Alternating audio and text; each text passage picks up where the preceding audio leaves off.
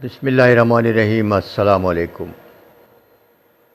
میں اکیلا کب تک جی سکتا ہوں، یہ تھے وہ آخری الفاظ جو اس سپر سٹار کے منہ سے نکلے اور تقریباً 5 منٹ کے بعد ان کا انتقال ہو گیا۔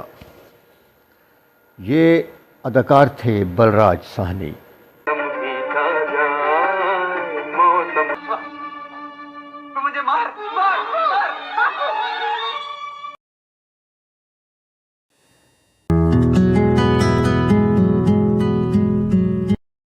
بلراج ساہنی کا یہ سین فلم 2 بیگھہ زمین کا ہے۔ اس فلم نے ان کی قسمت کے دروازے کھول دیے تھے۔ بہت خوبصورت کام کیا تھا اس میں بلراج ساہنی نے۔ ایسے بھی ہوگا 3 روپے روز پیدا کر لیا کروں گا، دن رات مزدوری کر۔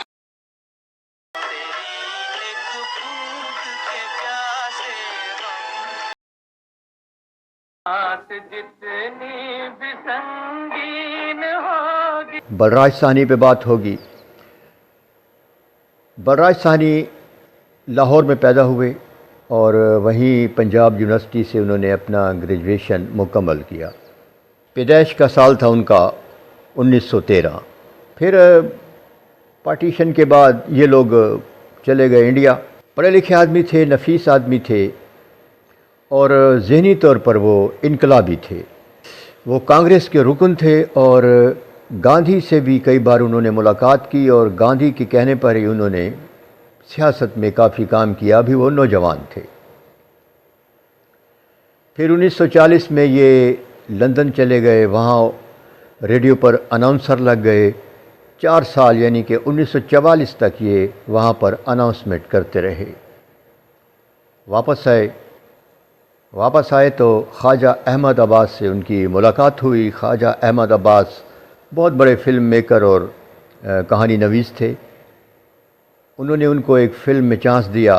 فلم کا نام تھا دھرتی کے لال۔ فلم تو مناسب رہی لیکن بلراج ساہنی اپنی وہ پہچان نہ کرا سکے جو کہ وہ چاہتے تھے۔ ان کی جو صحیح معنوں میں پہچان ہوئی وہ فلم ہم لوگ سے ہوئی۔ ہم لوگ فلم کے ہدایت کار تھے ضیاء سرحدی، اپنے پاکستانی اداکار خیام سرحدی کے والد اور معروف موسیقار رفیق غزنوی کے وہ داماد تھے۔ یہ سن تھا 1951۔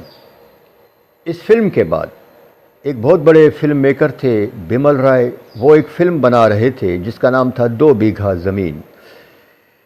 اس کے لیے انہیں ایک ایسے کردار کی تلاش تھی جو چہرے سے مفلس لگتا ہو، اور اس کا جو کردار تھا اس فلم میں جو لکھا گیا تھا وہ ایک زمیندار کا تھا، غریب ہاری کا تھا، اس کی تھوڑی سی جس کی زمین ہوتی ہے، وہ رکشہ بھی چلاتا ہے، وہ بہت سے بچوں کو پال رہا ہے، لیکن غربت کی انتہا ہے جو کہ اس کے چہرے پر بھی لکھی ہونی چاہیے، اس کے حالات پر بھی۔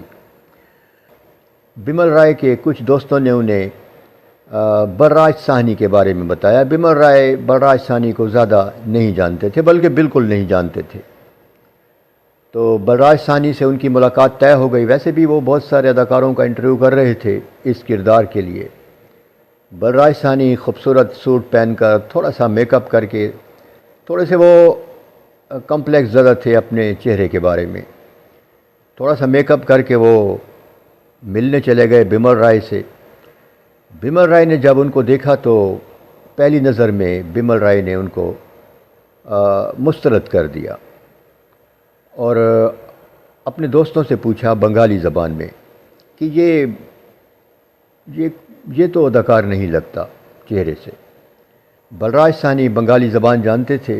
انہوں نے جھٹ سے کہا کہ میں نے اداکاری کی ہوئی ہے کچھ فلموں میں، مجھے یہ بتائیے کہ یہ کردار کس قسم کا ہے۔ تو بمل رائے نے بتا دیا کہ یہ ایک مفلس غریب آدمی کا کردار ہے، دیہاتی ہے، حالات کا مارا ہوا ہے، مظلوم ہے۔ تو بلراج ساہنی نے ان سے کہا کہ دھرتی کے لال فلم میں میں نے اسی قسم کا کردار کیا ہے، آپ ٹرائی کر لیں، اگر میں آپ کو پسند آ جاؤں تو مجھے رکھ لیجئے گا۔ تو بمل رائے راضی ہو گئے اور پھر بلراج ساہنی نے کافی عرصے تک انڈیا کی سڑکوں پر وہ رکشہ گھسیٹا جس کو آدمی گھسیٹتا ہے، پیچھے سواریاں بیٹھی ہوتی ہیں، وہ اپنے بچوں کو ساتھ بٹھا لیتے تھے اور سارا دن یہی ریہرسل کرتے رہتے تھے۔ پھر 2 بیگھہ زمین بن گئی، اور یقین کریں اس فلم نے ایک ہلچل مچا دی انڈیا کی فلم انڈسٹری میں، بہت زیادہ پسند کی گئی، اور یوں لگتا تھا کہ بلراج سانی نے جو کردار کیا ہے وہ اسی کردار کے لیے بنے ہیں۔ چوری کا مال لایا تو میرے سامنے، چوری کا مال۔ بہت زبردست فلم تھی۔ اس فلم کو اگر آپ دیکھیں تو اس میں بلراج سانی کے مکالمے بالکل یوں لگ رہا ہے جیسے وہ واقعی کوئی غریب کسان ہے حالات کا مارا ہوا۔ پھر بلراج سانی یہاں بھی نہیں رکے، ان کو فلمیں ملتی چلی گئیں۔ ان کی ایک خوبصورت فلم جو میں نے دیکھی ہے سیما میں وہ ایک دارالامان کے انچارج ہوتے ہیں، اور ایک ایسی لڑکی آتی ہے جو نیم پاگل ہوتی ہے، ہر ایک سے نفرت کرتی ہے۔ یہ اس کے ساتھ اتنا اچھا سلوک کرتے ہیں کہ وہ ان کی محبت میں گرفتار ہو جاتی ہے۔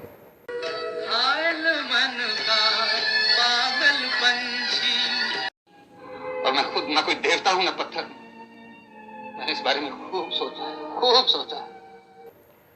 بہت خوبصورت فلم تھی۔ بلراج سانی غریبوں اور مزدوروں کے لیے بھی کام کیا کرتے تھے، ان کے جلسوں میں شریک ہوتے، ان کے حق میں تقریریں کیا کرتے تھے، اس لیے ان کا کچھ عرصہ کبھی کبھی جیل میں بھی گزرتا تھا۔ اپنی فلم ہلچل کے دوران وہ جیل میں تھے، اور خصوصی انہوں نے اجازت لی ہوئی تھی ان کے فلم ساز نے کہ جی شوٹنگ کے لیے ان کو چھوڑا جائے، اور وہ پولیس والوں کے ہمراہ ہتھکڑی پہن کر شوٹنگ پر آتے، اپنے سین کرتے اور واپس جیل چلے جاتے تھے۔ ان کے ایک بھائی بھیشم سہنی بہت بڑے رائٹر گزرے ہیں، اور یہ خود بھی اعلیٰ پائے کے مصنف تھے۔ دیو آنند نے ایک فلم بنائی تھی بازی، جس میں پہلی بار گرو دت کو چانس دیا تھا۔ یہ بازی فلم لکھی تھی بلراج سانی نے۔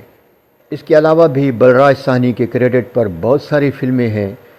ان کی جو ایک خوبی میں نے دیکھی ہے ان کے چہرے میں، ان کی اداکاری میں، ان کی کردار نگاری میں، وہ اپنے دور کے تمام ایکٹروں سے کافی الگ تھلگ لگتے تھے، تمام ایکٹروں سے۔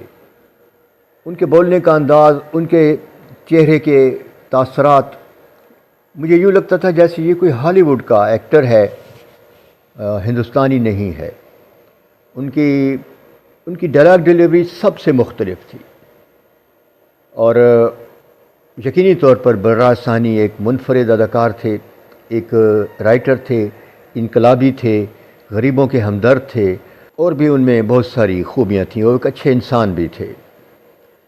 1973 کا سال آتا ہے، ان کی فلم تھی گرم ہوا، جس میں وہ شوٹنگ کر رہے تھے، اور